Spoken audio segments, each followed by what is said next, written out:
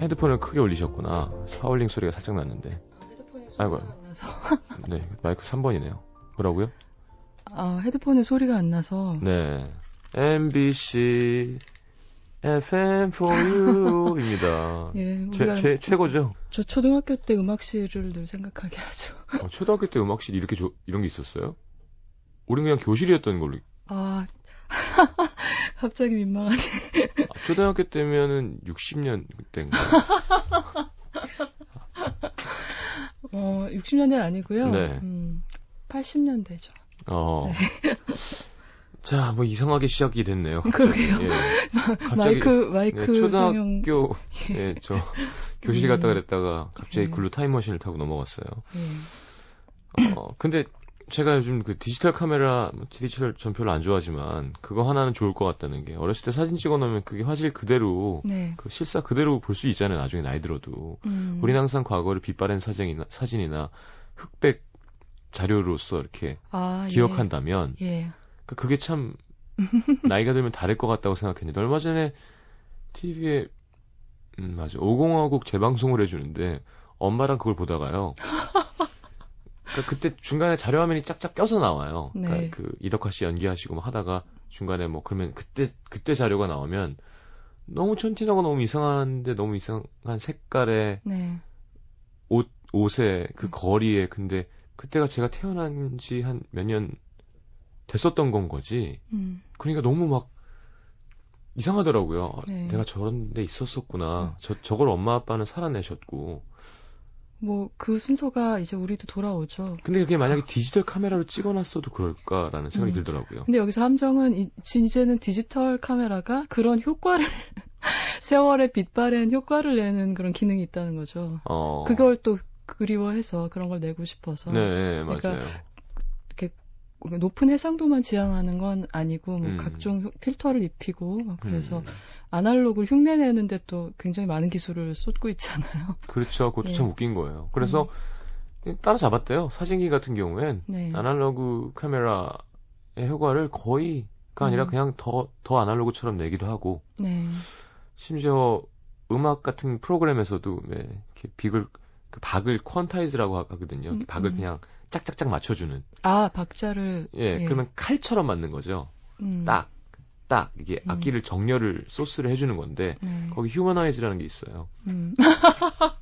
그러면 살짝 실수를 섞어서 어느 정도, 그러니까 그것도 정할 수 있고, 그러면 진짜 그냥 실제 연주인 것처럼 정박이 아니게 별게 다 있는 거죠. 좀 섬찟하네요. 네. 자, 김혜리 기자님은 아날로그인가요? 저요? 네. 그걸 어떻게 표현을 해야 될까? 어느 쪽으로 치우쳐져 있나요? 제 생활이요? 네. 뭐 일할 때나 뭐 제가 어딘가에 이렇게 사로잡혀 있는 걸 보면은 분명히 디지털 기술에 뭐 부분적으로 노예가 돼 있는 부분이 있는 것 같은데, 항상 제 마음속에서는 난 이 속도를 못 따라가겠어라고 이렇게 외치고 있는 것 같아요. 그러니까 늘 초조하고 늘 쫓기는 것 같고, 내가 주어진 기기들을 100분 활용을 못하는 무능한 사용자인 것 같고. 그렇죠. 맞아. 그건 좀 부담되는 것 같아요. 신세대들이 쓰는 폰과 같은 기종이어도 우리가 쓰는 폰은 좀 다르겠죠? 활용도 면에서? 뭐 이렇게 엄지로 타자 치는 속도만 봐도 분명히 다른 것 같고, 근데 신기한 건 예전에 선배님들은 원고지에다 한 칸 한 칸 기사를 썼단 말이죠. 그리고 뭐 오려두기 붙이기 이것도 못 하셨잖아요. 그렇죠. 그런데 그때 기사가 지금보다 그럼 많이 밀도가 떨어지느냐 보면 또 그에 비례해서 그만큼 떨어지진 않거든요. 일이 쉬워졌다는 느낌도 없고, 저도 사실 부모 세대랑 비교할 필요도 없이 한 10년 전에 제 자신의 생활하고 비교해도 너무 삶이 많이 바뀌었다는 걸 느끼거든요. 네, 그렇죠.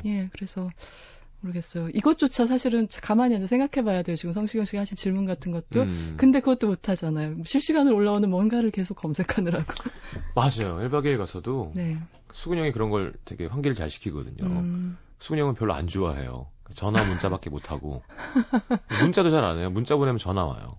그런 분들이 있으시죠. 그래서 그걸 파악을 한 두 번 하다가 확 전화 오는. 근데 엄태용 씨는 인중이거든요. 인터넷 중독. 그래서 어느 순간 7명이 앉아있는데 아무 말도 안 하고 각자의 전화기를 보고 있는 순간을 자꾸 캐치하더라고요. 이거 봐. 그것 때문에 대화도 못하고 우리.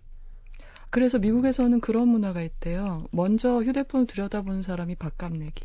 진짜? 네, 그런 놀이를 한다고 들었어요. 되게 불안하겠다. 차라리 밥값 내고 봐야지. 잉 하고 왔는데 이거 어떻게 해야 되지? 자, 할 얘기 많은데 저희가 너무 떠들었나요? 라디오스타 안성기 선배님, 박민수 매니저. 예, 매니저 얘기를 하려고 해요, 오늘은. 근데 네. 이 직업이 사실은 좀 그런 직업들이 있잖아요. 스포트라이트를 받는 사람 주변에 있는 사람들. 그렇죠. 그래서 스포트라이트를 그 사람이 그 스포트라이트 안에 들어가기 전까지를 돌봐주고, 그다음에 또 스포트라이트가 꺼지고 나서 이제 집에 가기까지를 돌봐주고, 이런 일을 하는 분들인데, 또 달리 표현하면은 굉장히 화려한 세계 안에서 일을 하고 있긴 하지만, 자기 생활은 그렇게 화려하지는 않은 좀 이상한 조건이에요, 사실은. 네. 그러니까 근데 저는 잡지 기자도 마찬가지인 것 같아요. 늘 느끼는 게 가령 그런 그 1급 스타들은 대스타들은 아주 보안이 잘 된 특급 호텔에만 묵을 수 있기 때문에 네. 프레스 정켓 같은 걸 한다 그러면 그런 데서 열리거든요. 네. 그러면 저희도 덩달아서 거기 가서 이제 하룻밤 자면서 하잖아요. 예. 근데 저희는 제가 속한 계급의 그런 소비 수준이나 회사에서 주는 출장비로는 절대 그 안에서 아무것도 사 먹을 수가 없는 거예요. 그렇죠. 미니바는 잠은 거기서 자는데. 미니바는 그냥 구경하는. 예, 그리고 거기 갔다가 거기서 이루어지는 호텔 안의 시스템은 되게 태연한 척하고 거기 맞춰서 다 일을 하고 이제 집에 들어오면은 내 집을 딱 열었을 때는 또 다른 세계가 있는 거죠. 네네. 그러니까 그런 문화에 대해서 잘 알고는 있지만 결코 그것이 내 생활은 아닌 그런 직종들이 몇 가지가 있는데 그러면서도 재밌는 직업이 아닌가. 제가 얼마나 착했냐면요. 저는 해외 공연 및 지방 공연을 갈 때 네. 당연히 아티스트는 이렇게 가장 좋은 방을 잡아준단 말이죠. 그렇죠. 저는 미니바를 쓴 적이 한 번도 없어요, 거의. 심지어 영화도 유료는 안 보고. 왜냐하면 그쪽 진행자의 경비에 포함이 되니까 그렇죠. 이거를 마음대로 막 쓰면 안 되겠다는 생각을 항상 하고 네. 뭐하러 밖에서 사다 먹으면 싼데 이런 거 있잖아요. 맞아요. 예, 그래서 편의점에서 사다가 일본 가도 이렇게 빼놓고 막 그렇게 했단 말이죠. 사실 편의점에 더 맛있는 게 많지. 근데 제가 그렇게 하는 유일한 연예인이었던 거예요. 그랬군요. 아니, 왜 나중에는 한 7, 8년 후에 얘기하더라고요. 그때 왜 안 드셨나요? 어떻게 하나도 안 쓸 수가 정말 신기한. 보통 룸서비스로 밤에서 뭘 시켜 먹고 이렇게 돈은 회사가 알아서 하고 이렇게 해야 되는데 참 올바른 삶을 살아왔다고 자부하고 있습니다. 그런 면이 있는 줄은 몰랐어요. 하지만 밖에서 많이 먹는다. 들어가기 전에. 자, 그래요. 라디오스타 줄거리 많이들 아시겠지만 또 짧게 부탁드릴까요? 네, 이 영화는 사실 저 오늘 얘기하려는 캐릭터 박민수 매니저는 약간 옛날식 매니저예요. 그러니까 매니지먼트 사업이 기업화되기 전 세대의 매니저인 거죠. 네, 저는 많이 보죠, 그런 사람들. 네. 그리고 이 역할을 연기한 안성기 배우와 그다음에 그 상대역 최곤이란 스타를 연기한 박중은 배우는 이제 이 영화가 4번째 같이 출연한 영화예요. 칠수와 만수, 투캅스, 인정사정 볼 것 없다. 이게 4편. 그리고 두 분이 서로 이제 알게 되신 지 20년째쯤에 만들어진 영화인데요. 영화가 시작되면 1980년대 공연장이에요. 근데 이맘때만 해도 일사불란한 야광봉 이런 거보다 어떤 소녀들이 꽃다발을 품에 안고 아련한 눈빛으로 오빠를 올려다보고 있는 거죠. 네. 근데 그 무대 아래서 이 박민수 매니저가 이제 지키고 있는데 노래가 클라이막스에 이르면은 이제 화면이 어떻게 보여주냐면 이렇게 일을 하다가 갑자기 흥에 겨워 자기를 따라 불러요. 최고의 노래를. 맞아. 근데 그걸 보면서 그 짧은 장면으로 이 사람 그냥 일로서만 하는 게 아니라 한 명의 팬이구나 이 사람도 이런 걸 알 수 있어요. 근데 막 밑에서 매니저는 그 군중 통제하느라 깔려 죽을 지경인데 이 철없는 스타는 막 더 혼란을 가중시키게 스테이지 다이빙을 하는 거예요. 그것도 그 장면만으로도 이 사람 이런 사람이구나 이런 거를 알 수 있어요. 그리고 곧 이어서 나오는 게 1988년도 가요대제전 가수왕 발표하는 순간인데 진짜 웃긴 말 중에 하나인 것 같아요. 가수왕. 차라리 중국집 요리왕이 낫지. 가수왕은 뭔가요? 그럼 가수 왕비, 가수 노예, 가수 귀족, 가수 상인.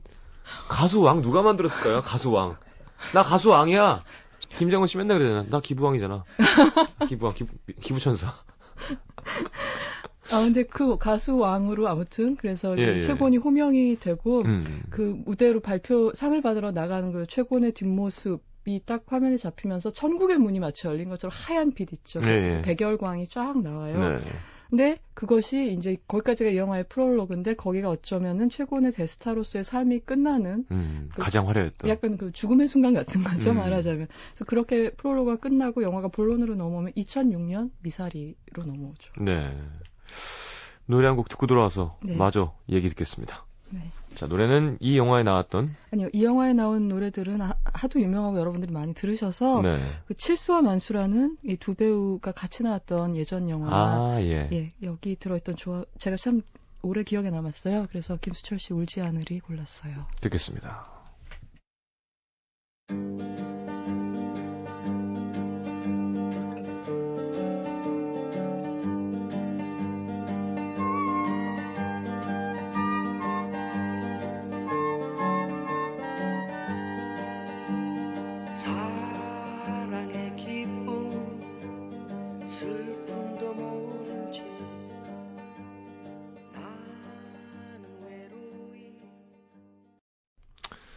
자, 김수철의 울지 않으리 가지 않고 들었습니다. 그래서 미사리로 간 거죠. 네, 2006년 미사리로 네. 갔고 뭐 보면 풍경이 뭔가 약간 수상쩍은 커플들이 이제 군데군데 앉아 있는 라이브 카페죠.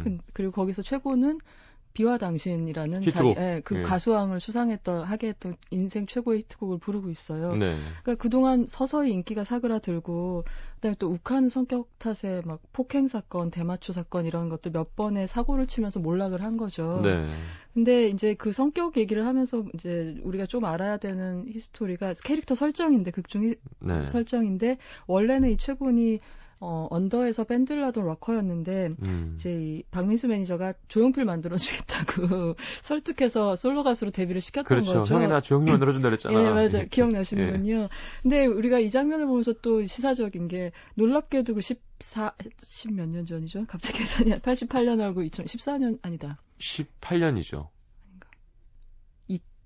그렇죠. 예. 네. 근데 그동안 패션이 전혀 변하지 않은 거예요, 최군 씨가. 그러니까 추억 속에 사는 인물인 거라는 인상을 확 주는 거죠. 예. 근데 이제 거기서 노래를 막 내키지 않게 부르고 있는데 손님 중에 한 명이 애인이 옛날에 당신 팬이었다는데 여기 3만 원 더 줄 테니까 한 곡 더 해라 이러는 거예요. 어떻게 참아요, 그 성격. 예를 들어서 그렇죠. 싸움이 붙고 사실은 빚 대신에 여기 출연해서 노래하는 걸로 빚 탕감 대신으로 하겠다고 했던 그 라이브 카페 주인한테도 막 사장님한테 주먹질을 하고 그래서 파출소로 끌려가서 결국 유치장에 들어가게 되죠. 예. 그러니까 이 상황은 지금 이 가수와 그와 함께하고 있는 이 박민수 매니저가 더 이상 물러설 데가 없는 거예요. 그렇죠. 일에 있어서. 네. 그리고 지금 들어와 있는 일이라고 돈이 될 일이라고는 얼마 전에 거절했던 그 곧 통폐합될 강원도 영월 방송국의 DJ 제안을 수락하는 거예요. 네.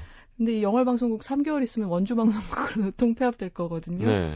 근데 이제 뭐 그런 일을 내가 어떻게 해? 조용필이 DJ 하는 거 봤어? 뭐 이런 식으로 뭐 이렇게 얘기하니까. 예, 아닙니다. 아니요, 대사가 있어서. 그럼요. 예. 예. 그래서 근데 그렇게 물리쳤던 일인데 그걸 받아들일 수밖에 없는 게 된 거죠. 그러니까 이 박민수 매니저는 사실 밖에 나가면 일 달라고 사정하고 돌아오면은 최곤한테 그 일 맡아달라고 사정하고 네. 그쪽 사정 좀 봐줘, 우리 사정 좀 봐줘 이렇게 양쪽에 다 비굴하게 행동을 해야 되는 거죠. 그리고 막상 그 MBS 방송, 영화 속에 늘 나오는 네네네. 방송국 이름이죠. 네. SBC. 예. 예. 영월 지국에 가보니까 그 사람들도 별로 반가워하지도 않아요. 그렇죠. 예. 기대도 안 하는 거죠. 그 제작을 해본 지가 막 10몇 년이 된 거예요. 직접 제작을 해본 지가.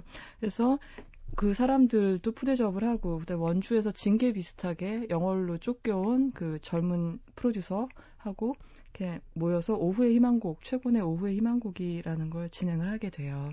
누구였죠, 여자? 최정윤 씨. 아, 맞아. 예. 그래서 진행을 하는데 이 성격대로 주어진 대본 무시하고 되는 대로 이야기하고 시끄러운 막 크게 라디오를 켜고 이런 거 첫 곡으로 틀고 그래서 그러다가 이제 전화 연결 방송 사고를 계기로 그러니까 김장훈 씨가 나왔었던 것 같네요. 예. 그래서 방송사고를 계기로 사람들이 이거 뭐지 재밌네 이렇게 생각하게 되고 막말하고 막 싸웠거든요. 예. 저는 그러다가 커피 배달 온 다방 아가씨가 스튜디오 갑자기 초대 손님이 돼가지고 가출할 때 떠나온 엄마한테 막 눈물의 음성 편지를 보낸 걸 시작으로 해서 이 소도시 사람들의 막 육성을 들려준다는 점에서 그리고 이 최곤 DJ의 솔직하고 약간 심술궂은 멘트 이런 것들이 뜨면서 전국적으로 인기를 끌게 되죠. 막 맞아요. 되게 잘 만든 영화인 것 같아요. 에피소드들이 소소하게 되게 따뜻했어요. 뭐 할머니한테 고스톱의 룰을 가르쳐준다거나, 네. 뭐 외상값 독촉을 대신해준다거나. 뭐 맞아요. 음악도 좋고. 사실 이런 류의 영화는 약간 삐딱한 시선을 갖고 보면 네. 또 뻔하게 글로 가겠지라는 게 있잖아요. 네. 근데 그런 생각이 안 들게 되게 지금 진짜 뭉클뭉클하게 해줬던 것 같아요. 여기에는 약간 그 지방 라디오에 대한 로망이 좀 있는 것 같아요. 알게 모르게. 그렇죠. 그리고 네. 락스타에 대한 락커 고정 이미지도 있고요. 그런 게 더 컸을 거예요. 잘 나가서의 문제보다는 락커가 무슨 DJ를 해. 맞아요. 그런 게 더 셌겠죠. 네. 그렇게 넘어가 드리겠습니다. 정말 왜 그랬지? 대사를 갑자기 인용하다가. 저희 광고 들을까요? 네. 광고 듣고 2부에 다시 옵니다. 라디오스타 함께하고 있어요. MBC FM for you. 자, 김일희 기자님과 함께하는 영화 사람을 만나다. 예, 뭐 이야기가 조금 한 고비가 남아 있어서 그거 말씀드리고 네. 그다음에 캐릭터 얘기할게요. 네. 그래서 이제 전혀 예상을 못했는데 쇠락해 가던 이 스타의 마지막 재기 기회처럼 이 오후의 희망곡이 돼버린 거죠. 그렇죠. 그래서 결국은 서울로 옮겨서 전국 방송을 하자는 제안이 오고 국장님으로부터 그리고 동시에 이렇게 기업화된 거대 기획사에서 7080 시장에 수요가 있다. 그러면서 제발 있었으면 좋겠네요. 네. 아니 무슨 성시경 씨가 성시경 씨는 아니잖아요. 7080. 저도 그걸로 가고 있잖아요. 그러니까 우리나라의 시장이 좀 커지고 네. 올바른 분배가 이루어지고 네. 또 꾸준한 소비가 이루어지는 시장이라는 바람은 이쪽 직업인으로서 당연히 한숨이 나오죠. 근데 영화 쪽만 봐도 지금 주 소비층은 확실히 20대를 떠났어요. 그렇기 때문에 결과적으로는 시장이 넓어진데 그 대신 예전에 주 소비층이었던 10대 후반, 20대 초반들이 지금 너무 생활고가 심하기 때문에 우리 뭐 88만 원 세대 이런 얘기도 했었지만 네. 취업난이나 정말 수입이 너무 없기 때문에 나라가 잘 살아야 되는데. 네. 예, 총체적인 문제가 있죠. 그러니까 아까 얘기하신 거에 일맥상통하는 것 같아요. 그러니까 우리가 겪어내야 되는 예, 맞아요. 네, 너무 급한 무언가를 이뤄냈지만 중간중간에 어떤 구석이든 쳐다봐도 뭔가 항상 모래가 껴있는 톱니처럼 뭔가 문제가 항상 돌아는 가는데 기계는 되게 큰데. 그리고 장기적이고 총체적인 진단이 필요하죠. 그때그때 어떤 인기를 위하거나 대증요법 그런 것보다도 복지라고 한마디로 하기는 쉽지만 그걸 어떤 식으로 오래 갈 수 있는 영양분으로 주입을 시킬 것인가 그거는 또 다른 전문가가 필요한 문제거든요. 그렇죠. 근데 또 위정자들이 좀 잘해줘야 되는데. 자, 그리하여. 예. 그래서 그런 좋은 제의들이 온 거죠. 근데 여기서 그 얘기를 먼저 들은 사람은 매니저죠, 당연히. 네, 안성기 씨가. 거기서 근데 당신은 빼고가 들어간 거예요. 네, 저 구닥다리 매니저를 빼고. 예, 그러면서 그랬을 때 처음에는 아니 우리 사이를 뭘로 보고 이렇게 반응을 하는데 그때 당신이 20년 동안 최고에게 해준 게 뭐냐고 물어볼 때 갑자기 눈앞이 번쩍 트이는 느낌을 받으면서 그렇구나 이런 생각을 하는 거예요. 이 착한 사람은. 그리고 최고한테는 진실을 말하지 않고 마치 나도 이제 내 삶 살아야겠다라는 식의 핑계를 대고 떠나죠. 그 와이프도 또 김밥집 하고 있는데. 기억나시는군요. 그 부인이 최곤 팬클럽 일대 회장이었죠. 그러니까요. 이런 사례가 종종 있다고 들었어요. 네. 김재동 씨 그 매니저님이 팬클럽 회장하고 결혼하셨다고 제가 언뜻 들었었는데. 그래요? 네. 그래서 김재동 씨가 도대체 나는 뭐냐며. 잘할 거예요, 그 사람은. 네, 걱정 안 하셔도 됩니다. 근데 그 최고는 그래서 최고대로 맨 처음 배신감에 너무 좌절하고 네. 그다음에 모든 제안을 다 거칠게 물리쳐요. 나 다 필요 없어. 안 가. 영월에 있을 거야. 그러다가 결국 진실을 알면서 진실 알기 전인 것 같다. 우리가 모든 영화 대단원에 많이 나온 설정 있죠. 네. 방송을 이용해서 공연을 이용해서 대중 앞에서 호소하는. 근데 그 원테이크 씬은 진짜 멋있었던 것 같아요. 박중훈 씨 연기. 마지막에 막 그 몰입이라 그래야 되나? 그렇죠. 이렇게 방송하는 장면이요. 그 짜증내는 박중훈 씨는 짜증내는 연기가 너무 좋아요. 저는 이렇게 막. 예. 그 되게 솔직한 그런 게 또 보이죠. 그렇죠. 공감이 가서 약간 유치한 듯 하면서도 너무 공감이 가고 순진해 보이는 그런 면이 최고예요. 예. 그 말을 듣는 안성기 씨가 김밥을 꾸역꾸역 먹는 장면도 사람들이 많이 얘기를 했어요. 맞아요. 저 예전에 라디오에 안성희 선배님 한번 나오셨거든요. 아, 그러셨어요? 예. 정말 좋으시죠? 정말 좋으세요. 예, 그냥 맞아요. 정말 좋으셨다는 생각이 제일 컸어요. 예. 목소리처럼 눈빛이랑 거짓말 안 하시는 분이에요, 분명히.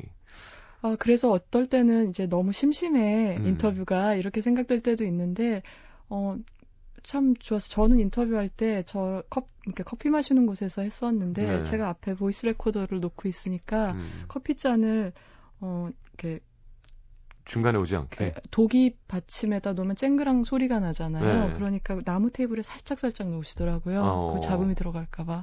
그게 기억이 나요. 자, 노래 한 곡 듣고 들어와서 우리 캐릭터 하겠습니다. 이번엔 메릴 스트립, 릴리 톰린. 예, 이 두 배우가 영화 속에서 부른 노래인데요. 그 라디오를 소재로 다룬 영화 중에서 제가 아주 좋아하는 영화가 있어요. 그래서 프레이리 홈 컴패니언이라고 네. 어떤 옛날 라디오 생방송 그 공연이 마지막 방송을 하는 거를 거의 실시간으로 보여주듯이 찍은 정말 재밌는 영화예요. 거기서 한 장면에 나오는 노래입니다. My Minnesota Home이라는 곡입니다. 듣고 들어올게요.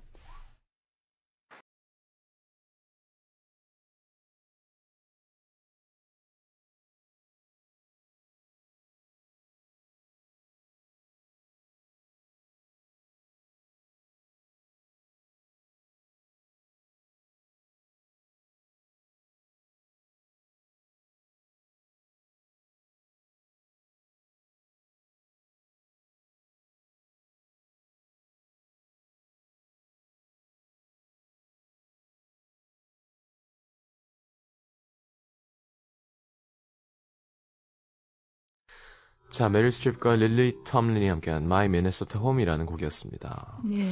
캐릭터 얘기요? 네. 이 박민수라는 매니저는 그 최곤이란 스타의 지상 최후의 팬 같은 매니저죠. 그러니까 세상에 당신의 팬이 한 명만 있다면 그건 딴 사람은 다 죽고 나만 살아남았다는 뜻인 거죠. 네. 그래서 이 박민수 매니저가 있기 때문에 최곤은 그 아주 조그만 그 협소한 세계에서나마 계속 스타로 아까 18년이라 그러셨죠. 네. 살 수 있었던 것 같아요. 바깥 세상에서는 이미 스타가 아니었지만 계속 그 자기 사생활에서는 스타였던 거죠. 지켜주는 거죠, 매니저가 앞에서. 그러니까 형 뭐 줘, 담배 줘, 불 줘, 막 이러기도 하고 그 예전 지위에 비하면 말도 안 되는 그런 초라한 공연이나 일거리가 들어왔을 때도 사실은 그냥 하기 그렇잖아요. 근데 이 형이 있으니까 매니저가 있으니까 형이 그렇게 부탁하니까 할 수 없지, 뭐 내가 해주지라는 식으로 자세를 취할 수 있게 해주는 거죠. 그렇죠. 이 박민수라는 존재가. 그리고 안 한다고 뻗대다가도 김 국장이 그렇게 급하대? 막 이런 식으로. 박중훈 씨 그 대사가 저는 너무 좋았어요. 그때 그 연기가. 근데 그러면서 또 가는 길엔 타박을 하는 거죠. 매니저 잘못 둬서 내가 별일을 다 한다. 막 이러면서 그거 다 받아주고. 근데 이렇게 한 게 저는 솔직히 객관적으로는 최곤이라는 사람한테 좋았을까? 이런 의문은 살짝 들었어요. 영화를 보고 이렇게 계속 울타리를 쳐준 것이. 정신을 못 차리게. 그러니까 현실을 좀 직시할 수 없게 하고 열심히 다음에 자기가 어떻게 나아갈 것인가 고민을 안 하게 만들어줄 수도 있지 않았나. 근데 영화가 뒤로 가면 이 사람이 몰라서 그런 건 아니라는 걸 조금은 느낄 수 있긴 해요. 정말 몰라서 그렇게 행동한 건 아니었다는 그렇죠. 걸.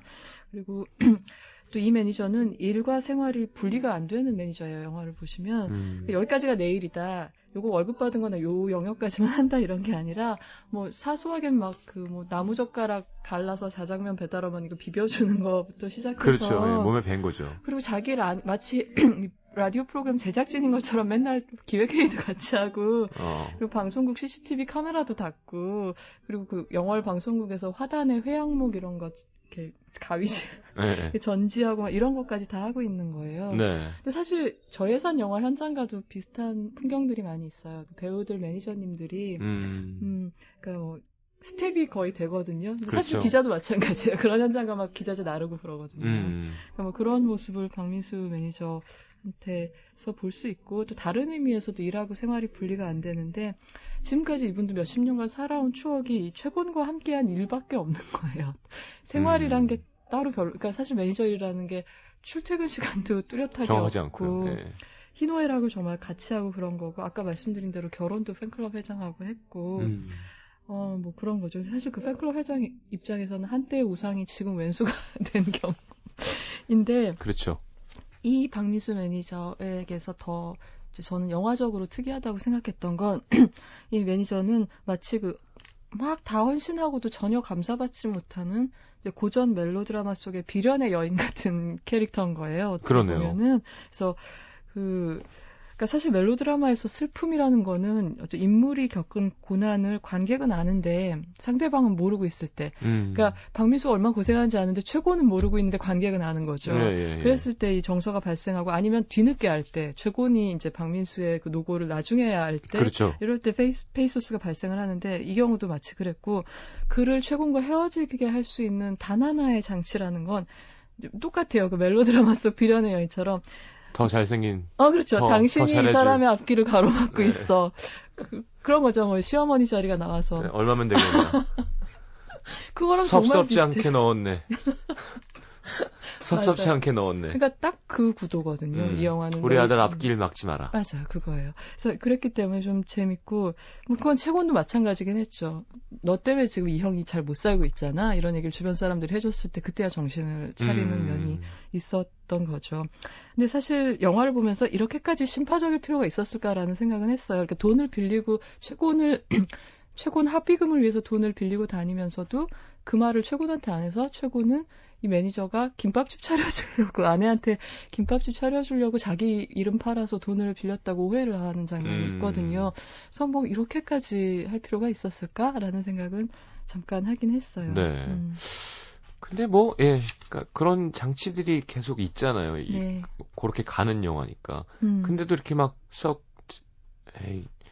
그렇게까지라는 생각이 최대한 안 들게 되게 신신이 다 괜찮았던 것 같아요. 디테일이 그래, 그 정도는 내가 이해해 줄게. 네. 그 정도 오해까지 억지로 만든 것도 연기도 무슨 좋고 말인지 하니까. 알겠어요. 예. 그러니까 그 기본적으로 호의를 갖게 되면 어떤 영화에 대해서 이렇게 작은 약점 같은 걸 보아 넘길 수 있는 부분이 생기잖아요. 뭐 그런 거죠. 그래서 사실 남성 관객들이 훨씬 더 좋게 보는 영화였던 것 같다는 느낌이 있고요. 사실 여성 관객들은 그 김밥집 하는 아내를 도저히 이렇게 간과할 수가 속상해서 너무 속상하거든요. 근데 그리고 이 영화의 특징은 사실 이준익 감독님의 초기 작품들이 많이 그렇긴 한데 이 영화 이준익 감독님 왕의 남자와 즐거운 인생을 연출하셨고 님은 먼 곳에 이런 작품이 있는데 근데 남자들끼리 연대에 관한 영화치고는 이준익 감독님 영화는 드물게 피 흘리고 뭐 몸을 이렇게 희생하고 주먹질하고 이런 게 잘 안 나와요. 그냥 따뜻하게 서로 돌봐주는 관계가 그러네요. 더 많이 나오죠.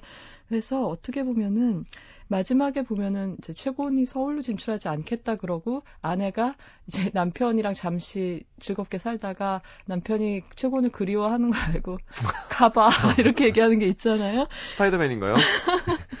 Go get him, tiger. 그렇죠. 그게 있으니까 어떤 느낌이 드냐면 그 어떤 가족제도, 이성애적인 사회의 가족제도라는 거를 영화가 전체적으로 정면으로 부정은 안 하면서도 그 아내와 가족은 서울에 둔 채로 이쪽 영월로 넘어와서는 최곤과 이 박민수만의 남자들끼리의 세상을 갖고 싶어 하는.